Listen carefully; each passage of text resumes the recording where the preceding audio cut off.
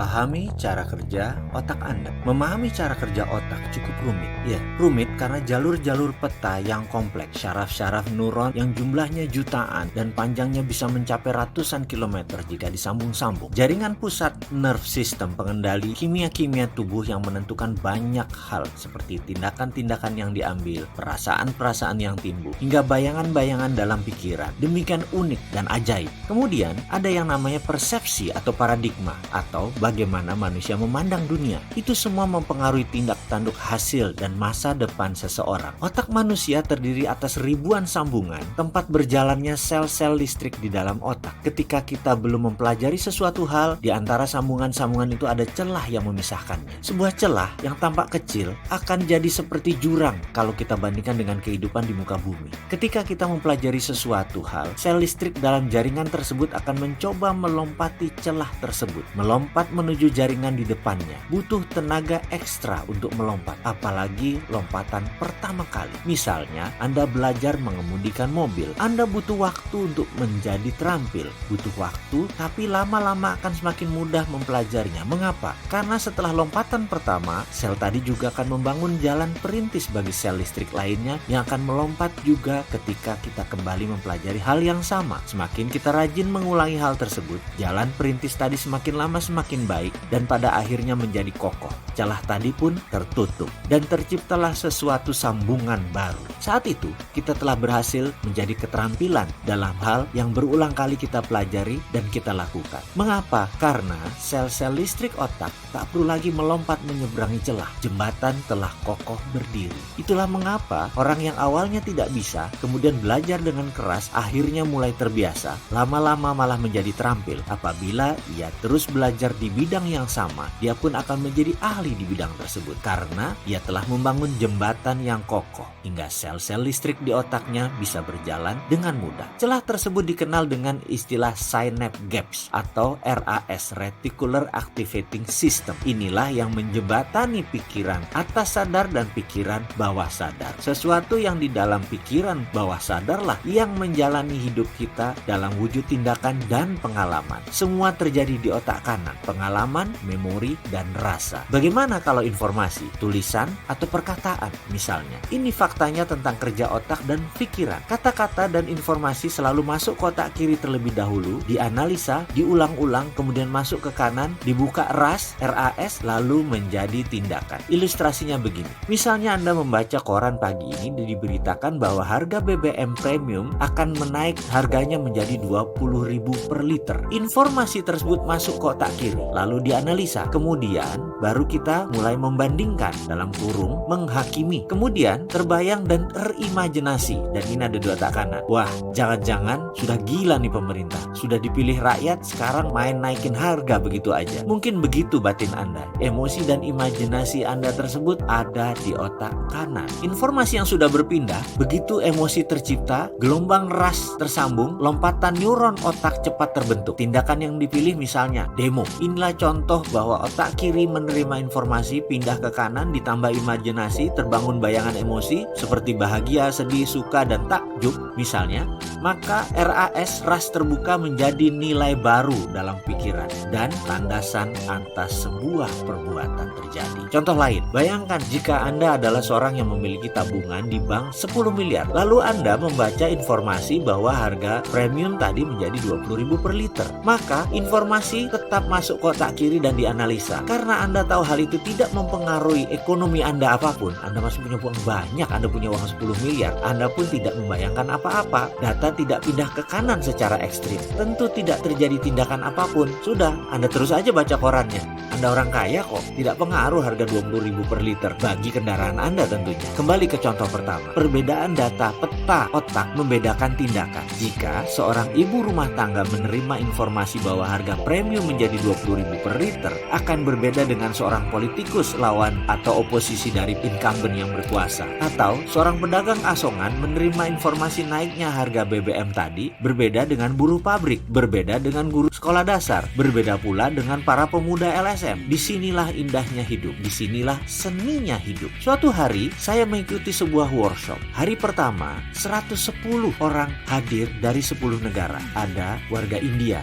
Australia, Filipina, Malaysia, Kamboja, Hong Kong, Jepang, Amerika, dan terakhir dari Iran. Saya satu-satunya dari Indonesia. Hari pertama perkenalan, masing-masing menceritakan jalan hidup mereka. Kami saling berbagi sedetil mungkin, serinci mungkin. Persis seperti film drama. Ceritanya seram-seram dan menegangkan. Ada yang mulai taruhan nyawa, ada yang anggotanya meninggal terbunuh karena anggota mafia. Semua tegang dan menegangkan. Dan ada seorang bapak usianya 55 tahun. Selama 40 tahun dia bekerja hanya untuk membayar hutang. Ada juga yang bangkrut berhutang dengan geng mafia. Ada yang dikejar-kejar triad mafia Hong Kong dan seluruh keluarganya dibunuh oleh mafia tersebut. Ada yang ditipu habis-habisan oleh keluarganya sendiri. Sulit dibayangkan jalan cerita kehidupan mereka. Bahkan 100 kali saya mendengar cerita masing-masing, 100 kali pula saya menangis. Karena duka, pengalaman, lara, dan pengalaman menyedihkan mereka semua yang belangsak hidupnya. Saya tentu tidak boleh menceritakan rinci cerita mereka, karena itu merupakan rahasia di antara kami para peserta. Ibaratnya, kami ini sudah menjadi saudara sependeritaan, atau bahasa kerennya common sorrow. Jalan hidup saya, jika dibandingkan dengan cerita mereka, menjadi tidak sebanding alias tidak ada apa-apanya. Hari berikutnya, sang instruktur menceritakan jalan hidup mereka. Sama saja awalnya, kusut semua. Mereka berlima dan masih muda, yang paling tua saat itu umurnya 35 tahun. Namun rekening mereka adalah 6 juta dolar yang paling sedikit. Itu saya berkali-kali bilang,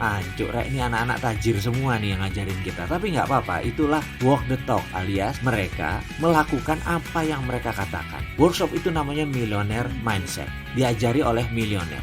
Jadi sudah benar, ini adil. Kami diperlihatkan dana di rekening mereka. Mereka tidak berdusta. Diperlihatkan keesokan harinya bagaimana uang itu datang ke mereka. Mata saya mulai melek. Ide di otak saya mulai lompat-lompat liar. Rasanya ada suara aha berkali-kali di benak saya. Hari berikutnya pelajaran dimulai. Kami membentuk formasi setengah lingkaran tanpa meja. Pelajaran trespassing namanya. Teritori ego kami akan diterabas, dilanggar, dilewati. Siap-siap marah, siap-siap tertusuk hatinya. Kami peserta diberi pertanyaan, how is the money comes to you? Atau bagaimana cara uang datang ke Anda? Seluruh peserta mendapat giliran untuk menjawab, dan kalau disamaratakan semua menjawab dengan bekerja. Pertanyaan berikutnya, kalau tidak ada uang, apa yang Anda lakukan? Semua peserta berbicara bergantian, tapi kesimpulannya rata-rata menjawab, mencari pekerjaan. Karena dengan bekerja, kita mendapat uang. Pertanyaan berikutnya, kalau Anda bekerja, apa yang Anda peroleh? Seluruh peserta menjawab, uang. Pertanyaan berikutnya, jadi begitulah cara kerja otak Anda. Untuk mendapatkan uang, Anda harus bekerja. Kita stop sebentar.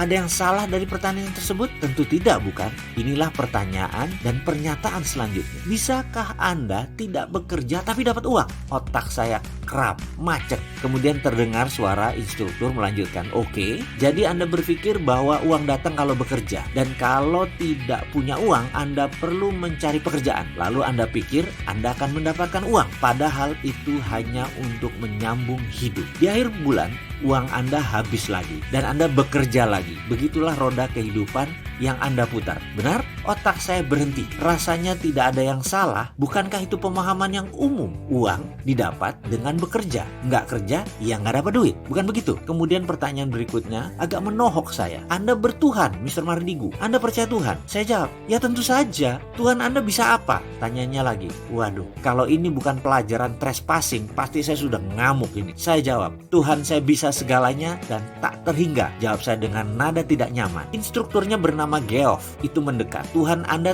tak terhingga. Bisa melakukan apa saja. Bisa mengerjakan semuanya. Benar begitu? Sekarang minta kepada Tuhan Anda. Bisakah Anda meminta kepada Tuhanmu? Begini, Anda tetap di rumah, duduk dengan orang yang Anda cintai dan mencintai Anda, mengerjakan sesuatu yang Anda sukai dan Anda cintai, kemudian uangnya tak terhingga. Bisakah? Saya gelagapan. Dia menekan saya sekali lagi. Bisa nggak Tuhan kamu mendatangkan uang kepada kamu tanpa bekerja, dengan hanya mengerjakan sesuatu yang kamu suka, yang kamu cintai, tapi tetap mendapat uang tak terhingga? Bisakah? Bisa.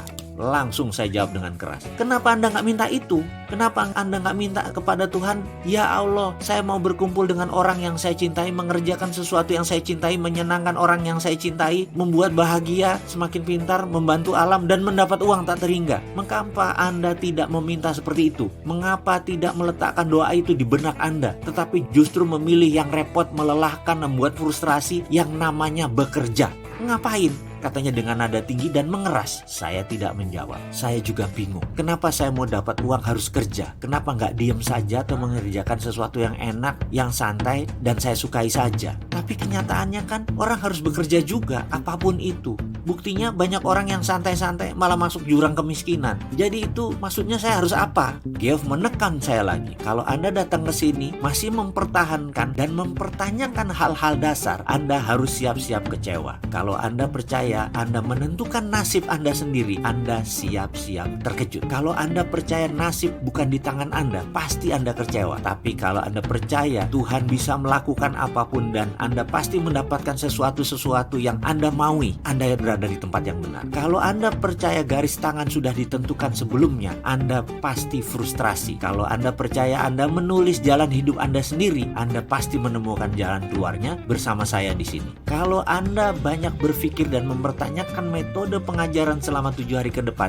siap-siap angkat koper karena Anda tidak akan mendapatkan apa-apa. Kalau Anda pasrah dan percaya, Anda sangat diuntungkan karena semuanya akan mudah. Kalau Anda percaya inilah jawaban atas doa Anda pasti menikmati setiap proses di kelas ini. Kalau Anda masih memegang kukuh belief system yang lama, Anda akan persis menjadi seperti Anda yang sekarang, langsak hidup Anda. Kalau Anda meruntuhkan seluruh bangunan Anda dan bersiap membangun fondasi belief system yang baru, siap-siap melihat Anda yang lebih baik sesuai dengan keinginan Anda. Urainya si Geoff panjang lebar. Kemudian nada suaranya melunak dan semakin pelan. Anda kesini sudah buang-buang waktu, membuang tenaga, membuang pikiran, membuang uang. Apa yang tersisa dari Anda hanya pola pikiran saja. Kalau Anda mau membuang pola tersebut, kita akan lanjutkan pelajarannya. Siap-siap akan sakit, siap-siap sakit hati, karena semua yang Anda pegang selama ini harus dilepas. Wajib, bahkan kebenaran yang Anda pegang, yang Anda punyai, ditantang ke batas ujung. Diri Anda akan didorong ke batas yang membuat Anda merasa, apakah mungkin? Apakah masuk akal? Masa sih? Bagaimana bisa? Pertanyaan logika belief lama Anda akan ditantang. Kalau ternyata tidak teruji, rubuhkan. Ingat, kebenaran yang terbenar adalah kebenaran yang teruji. Dan kebenaran yang paling benar, dia tidak menohok atau menyinggung siapapun. Kalau ada yang sakit hati gara-gara kebenaran, pelajaran kebenaran ini salah. Dan semua kita tahu bahwa kebenaran yang paling benar adalah kebenaran yang membela dirinya sendiri. Inilah pelajaran Millionaire Mindset. Berlanjut.